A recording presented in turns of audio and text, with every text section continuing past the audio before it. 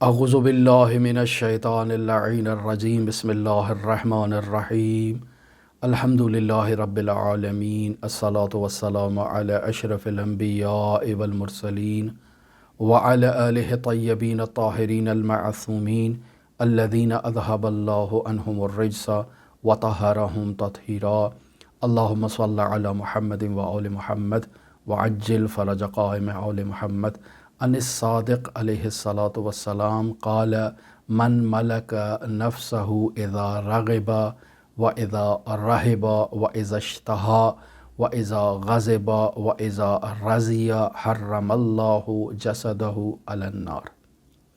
عزیزان محترم، کتاب وسائل الشیعہ اور اس کتاب وسائل الشیعہ سے ابواب جہاد بالنفس آپ کی خدمت میں بیان ہو رہے ہیں۔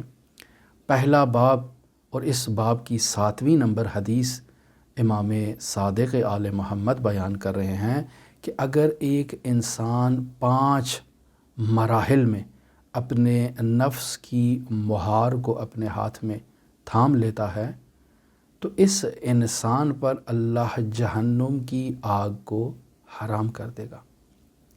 5 چیزوں میں ہم نے اپنی رعایت کرنی ہے، اپنے آپ کو کنٹرول کرنا ہے کہ اپنے نفس کو ان 5 چیزوں میں گمراہ نہیں ہونے دینا، یعنی اپنی نفس کی لگام کو اپنے ہاتھ میں رکھنا ہے۔ جیسے آپ دیکھیں، انسان گھوڑ سواری کر رہا ہے تو گھوڑے کی ایک لگام ہوتی ہے جو انسان نے تھامی ہوتی ہے۔ اگر انسان اس کو چھوڑ دے تو جہاں اس حیوان کا دل کرے گا وہ انسان کو لے جائے گا، لیکن اگر اس لگام کو انسان تھام کے رکھتا ہے تو جس طرف انسان چاہتا ہے اس حیوان کو اس طرف موڑ دیتا ہے۔ انسان کے ارادے پر وہ حیوان اب حرکت کر رہا ہے۔ تو اگر انسان کا نفس 5 مرحلوں میں اپنے بدن کی لگام کو تھام لیتا ہے اور اس بدن کو اس طرف موڑتا ہے جس طرف انسان کا نفس چاہتا ہے، تو ان 5 مراحل میں عمل کرنے سے خداوند متعال اس جسم پر جہنم کی آگ کو حرام قرار دے دے گا۔ بہت ہی خوبصورت جملہ اور بہت ہی معرفت بھرا جملہ ہے امام صادق آل محمد کا اس 7ویں حدیث کے مطابق۔ لہٰذا امام صادق آل محمد فرماتے ہیں من ملک نفسہ، جو انسان اپنے نفس کا مالک ہو جاتا ہے، یعنی اپنے نفس کی مہار کو لگام کو اپنے ہاتھ میں تھام لیتا ہے۔ کب؟ اذا رغب، جب وہ کسی بھی چیز کی طرف رغبت اختیار کرتا ہے، میل اختیار کرتا ہے، جب راغب ہوتا ہے کسی کام کو انجام دینے کے لیے تو اس کا نفس اس کو کہتا ہے کہ یہ کام انجام دینا ہے یا کام انجام نہیں دینا ہے۔ جو اس کا باطنی رفیق ہے، جو باطنی اس کا مرشد ہے، جو اس کا باطنی ہادی ہے، وہ انسان کے نفس کو کہے گا کہ جو تم نے رغبت اختیار کی ہے یہ رغبت الہیہ ہے یا رغبت شیطانیہ ہے۔ ان 2 حالتوں سے تو خالی نہیں ہے۔ رغبت الہیہ ہے تو انسان کا نفس اس کو کہے گا کہ اس کی طرف مڑ جاؤ۔ اگر رغبت شیطانیہ ہے تو انسان کو اس کا نفس کہے گا کہ نہیں، اس طرف نہیں جانا ہے۔ کیوں؟ چونکہ مرشد باطنی نے اس نفس کو کہا ہے کہ یہ راستہ شیطانی راستہ ہے، تم اس طرف جانے کا حق نہیں رکھتے۔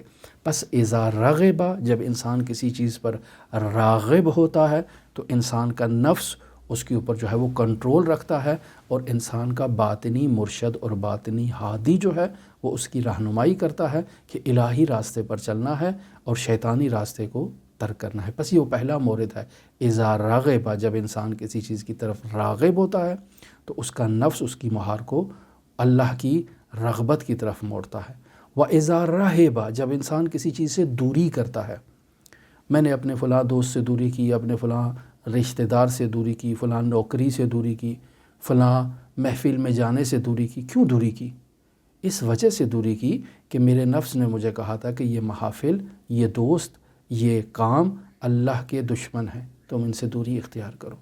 بس انسان رغبت بھی اپنے مرشد باطنی، اپنے نفس کی تعلیم کے مطابق، اللہ کے احکام کے مطابق عمل کرتے ہوئے رغبت اختیار کرتا ہے، دوری بھی اللہ کی خاطر کرتا ہے۔ وَإِذَا اشْتَهَا، جب انسان کو اشتہا ہوتی ہے۔ اشتہا عزیزان محترم بہت وسیع مفہوم ہے۔ اشتہا انسان کو کھانے کی اشتہا، انسان کو پینے کی اشتہا، انسان کو سونے کی اشتہا، انسان کو جنسی تعلق قائم کرنے کی اشتہا، انسان کو کسی سے ملنے کی اشتہا، کسی سے گفتگو کرنے کی اشتہا، انسان کو تقریر کرنے کی اشتہا۔ یہ جو خطیب حضرات تقریر کرتے ہیں، 4 5 گھنٹے کی تقریر کرتے ہیں، انہیں بھی اشتہا ہے۔ اسے کہا جاتا ہے شہوت کلام۔ تو عزیزان محترم، یہ اشتہا ایک بہت وسیع مفہوم ہے۔ پس اذا اشتہا، جب انسان کو اشتہا ہوتی ہے، خواہش ہوتی ہے، تو انسان اس خواہش کو اپنی جو نفس ہے اس کی مہار کو کنٹرول کر کے رکھتا ہے، اور اپنے باطنی مرشد سے پوچھتا ہے کہ میں نے کھانا ہے تو کس چیز کو کھانا ہے؟ وہ چیز جو اللہ نے حلال قرار دی ہے، جو اللہ نے طیب و طاہر قرار دی ہے، اسے کھانا ہے۔ جس چیز سے اللہ نے منع کیا ہے اس سے میں نے اجتناب کرنا ہے۔ میں نے کسی سے گفتگو کرنی ہے تو وہ گفتگو کرنی ہے جو اللہ کی مرضی کے مطابق ہو۔ میں نے اگر کسی سے میل جول رکھنا ہے تو اللہ کی مرضی کے مطابق میل جول رکھنا ہے۔ میں نے اگر کسی سے عداوت کرنی ہے تو اللہ کی حکم کے مطابق عداوت اور دشمنی کرنی ہے۔ لہٰذا انسان جب اشتہا رکھتا ہے، جب انسان خواہش رکھتا ہے، تو اس خواہش میں اس کے نفس کی مہار انسان کے باطنی مرشد کے ہاتھ میں ہے۔ وہ انسان کے نفس کو کہتا ہے کہ یہ کام کرنا چاہیے، یہ کام نہیں کرنا چاہیے، اس اشتہا کو اس انداز میں پورا ہونا چاہیے جو خدا نے کہا ہے، اور اس انداز میں پورا نہیں ہونا چاہیے جو شیطان کہہ رہا ہے۔ لہٰذا انسان نامحرم کی طرف نہیں دیکھے گا، انسان غیر حلال طریقے سے جو ہے وہ اپنی شہوت کو پورا نہیں کرے گا۔ انسان اپنے نفس کی مہار کو اپنے ہاتھ میں تھامے ہوئے ہے۔ اور پھر وَإِذَا غَضِبَ، جب انسان کو غصہ آتا ہے تو اس کا باطنی مرشد کہتا ہے کہ یہ غصے کا جگہ نہیں ہے، یہ غصے کا مقام نہیں ہے، تم یہاں غصہ نہ کرو، چونکہ اگر یہاں غصہ کیا تو اللہ تمہارے ساتھ غضبناک ہوگا۔ اور جہاں انسان کو غضبناک ہونا چاہیے وہاں اگر انسان غضبناک نہ ہو تو اللہ اس پر بھی ناراض ہوگا۔ لہٰذا انسان اپنے باطنی مرشد کو جو ہے وہ نفس کی مہار اس کے ہاتھ میں تھام دے، وہ انسان کو کہے کہ تم نے کہاں غضب کرنا ہے، وَإِذَا رَضِيَ، کہاں تم نے راضی ہونا ہے۔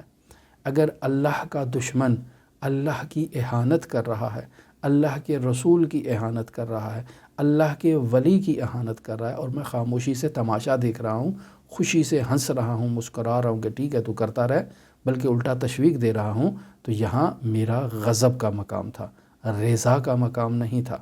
مجھے چاہیے تھا کہ میں اس پہ غضبناک ہوتا، اس کو ڈانٹتا، اس کو پیٹتا، اس کو منع کرتا کہ یہ کام نہ کر، لیکن میں نے ایسا نہیں کیا۔ بس اس کا مطلب ہے میں نے اپنے مرشد باطنی کے ہاتھ میں اپنے نفس کی مہار نہیں دیا، میں نے شیطان کے ہاتھ میں مہار دے دی ہے۔ شیطان مجھے کہتا ہے کہ ٹھیک ہے بسم اللہ، یہ جو کر رہا ہے کرتا رہے۔ تو یہ عزیزان محترم 5 ایسے موارد ہیں کہ انسان جب رغبت اختیار کرے، جب انسان دوری اختیار کرے، جب انسان کو خواہش ہو، جب انسان غصے کی حالت میں ہو، جب انسان رضا کی حالت میں ہو، تو ان 5 حالتوں میں انسان کا مرشد باطن انسان کے نفس کی مہار کو تھام لے۔ من ملکا نفسہ، یہ جو من انسان کی خودی ہے، یہ جب نفس کی ان 5 حالتوں میں مالک ہو جاتی ہے تو حرم اللہ جسدہ علی النار، تو اللہ اس انسان کے جسم کو آگ پر حرام قرار دے دیتا ہے۔ جہنم کی آگ کو حق حاصل نہیں ہے اس مومن کو نقصان پہنچائے اور اسے تکلیف پہنچائے۔ ہماری دعا ہے کہ خداوند متعال ہمیں یہ سعادت نصیب کرے کہ ان 5 موارد میں ہم اپنے نفس کو کنٹرول کریں اور اس پر اپنے باطنی مرشد کا غلبہ برقرار رکھیں، ان 5 موارد میں شیطان کی اطاعت اور پیروی نہ کریں۔ اب دیکھیں انسان کو اللہ کا ولی بننے سے کون روکتا ہے۔ آپ تمام عزیزان کے لیے امام علی ابن موسیٰ رضا علیہ اعلیٰ و تحیت و ثنا کی نورانی بارگاہ میں نائب الزیارہ بھی ہیں اور دعا گو بھی ہیں کہ خداوند متعال بحق علی ابن موسیٰ رضا ہمیں یہ توفیق اور یہ سعادت نصیب کرے کہ ہم ان 5 موارد میں اپنے نفس کو خود پر حاکم قرار دیں۔ اللہم صلی علی محمد و آل محمد وعجل فرج قائم آل محمد۔